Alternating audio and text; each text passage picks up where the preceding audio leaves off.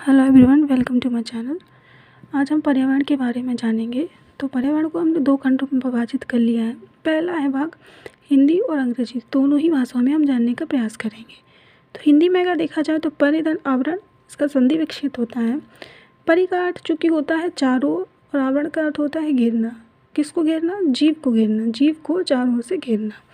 तो परिभाषा क्या बनी कि जीव को जो चारों ओर से घेरा हुआ उसका वातावरण है, वही उसका क्या कहलाता है? पर्यावरण कहलाता है। ठीक है। तो पर्यावरण के जो घटक हैं, घटक दो प्रकार के होते हैं। एक होता है प्राकृतिक घटक और दूसरा होता है मानव निर्मित घटक। प्राकृतिक घटक में अगर हम बात करें तो क्या? जैविक और अजैविक। जैविक घटक में कौन से आ जाएंगे?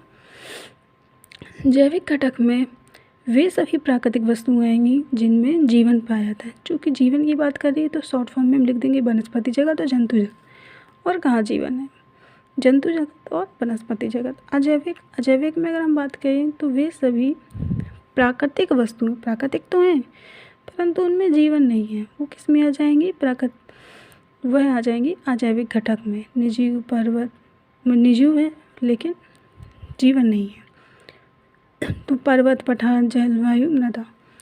मानव निर्मित में क्या आ जाएगी? वे सभी वस्तुएं जिनमें जीवन नहीं पाया जाता है, मतलब निर्जीव हैं और प्लस जो प्रकृति द्वारा हमें प्राप्त नहीं हुई हैं, जो मानव ने बनाई हैं, जैसे कुर्सी, टेबल, धर्म, संस्कृति, ये सब मानव ही तो बनाता है।